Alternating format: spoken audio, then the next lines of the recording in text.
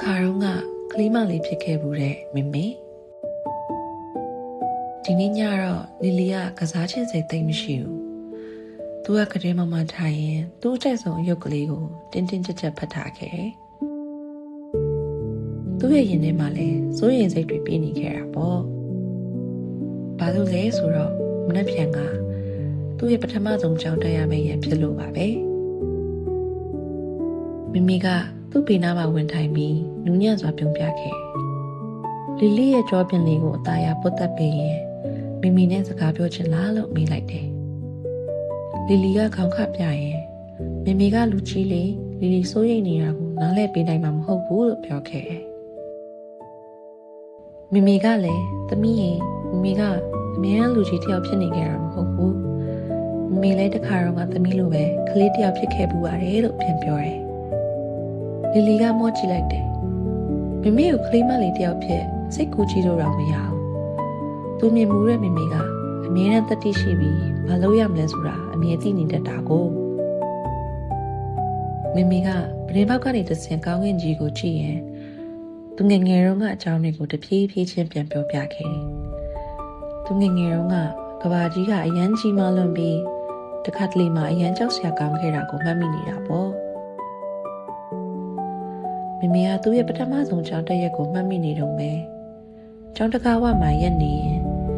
သူနဲ့တူတူကစားမဲ့သူရှိပါမလားဆရာမတွေကသူ့ကိုချစ်ပါမလားလို့စိုးရိမ်ခဲ့ရတာပေါ့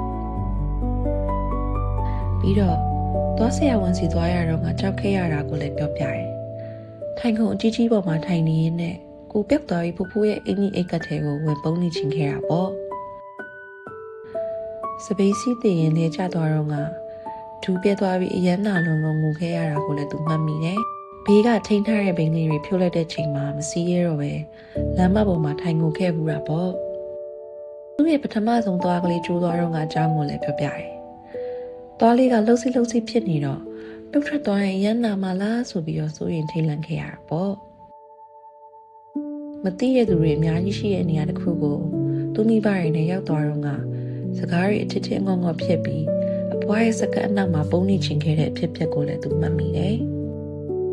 သူ့ရဲ့ပထမဆုံးစပင်းညက်တုံးကစပင်းညက်ကကြီးရဲ့အတောင်ကြောက်ခဲ့ရတာကိုလည်းပြောပြသေးတယ်ကကြီးကသူ့ရဲ့နေရွက်လီတွေကိုမတော်တဆညှက်မိသွားမှာကိုအရန်ကြောက်ခဲ့တာပေါ့ပြီးတော့ဆေးခန်းမှာဆေးထိုးအပ်နဲ့ကာကွယ်ဆေးသွားထိုးခံရတော့ကစိုးကနေဖြစ်ပြီးတွန့်သွားခဲ့ရတာကိုလည်းမှတ်မိနေတယ်မျက်လုံးကိုအတင်းမိတ်ပြီးမြင်ပြီးသွားပါစေလို့ဆုတောင်းနေခဲ့ရတာပေါ့ငယ်လေးတုန်းကအဲ့ဒီကြောက်စရာအရာအလုံးကိုရင်ဆိုင်ခဲ့ဘူးတာပါသူငိုခဲ့ဘူးတယ်စိတ်ပူခဲ့ဘူးတယ်တခါတလေမှတတိရှိခဲ့ပေမဲ့အချိန်တော်တော်များများမှာတော့သူလည်းကြောက်နေခဲ့တာပဲမိစကားကိုနားထောင်ရင်းနဲ့လီလီရင်ထဲကစိုးရိမ်မှုတွေကတဖြည်းဖြည်းချင်းလျော့လာခဲ့တယ်ကြောက်စရာကောင်းတဲ့အရာတွေကအရင်ကလောက်ကြီးမားမားမဟုတ်နေတော့သလိုပါပဲမိကလီလီကိုရှင်ခွေနဲ့ထည့်ပြီးတင်းတင်းကြပ်ကြပ်ကလေးပွေ့ဖက်လိုက်တယ်မိရဲ့နှွေးထွေးမှုကိုခံစားရတယ်လုံခြုံမှုကိုခံစားရတယ်လီလီကမိငယ်ငယ်တုန်းကဖြစ်ခဲ့မှုတဲ့ကလေးမလေးကြောင့်ကိုတွေးတောနေရင်တဖြည်းဖြည်းအိမ်ငိုင်လာတယ်ချော်လဲခဲ့မှုတဲ့ကလေးမလေးစိုးရိမ်ပူပန်ခဲ့မှုတဲ့ကလေးလေးပြီးတော့တဖြည်းဖြည်းကြီးပြင်းလာခဲ့ပြီးနောက်ဆုံးမှာတော့သူ့မိဖြစ်လာခဲ့တဲ့ကလေးမလေးပေါ့လီလီကမနှက်ပြန်အတွက်မကြောက်တော့ပါဘူးဘာလို့လဲဆိုတော့သူကတယောက်တည်းမဟုတ်ဘူးဆိုတာကိုသိသွားခဲ့ပြီဟုတ်သူ့လိုပဲအရာအလုံးကိုပထမဆုံးအနေနဲ့ကြုံတွေ့ခဲ့ရပြီးဖြတ်တန်းလာခဲ့တဲ့မိကသူကြောက်ရွံ့တဲ့အချိန်တိုင်းစိုးရိမ်တဲ့အချိန်တိုင်းဘေးနားမှာအမြဲတူတူရှိနေပြီးအပေးနှစ်သိမ့်ပေးနိုင်မယ်ဆိုတာကိုယုံကြည်လို့ပါဘာဖြစ်လို့လဲဆိုတော့မိလည်းတခါတော့ကလေးမလေးတယောက်ဖြစ်ခဲ့ဘူးလို့ပါပဲ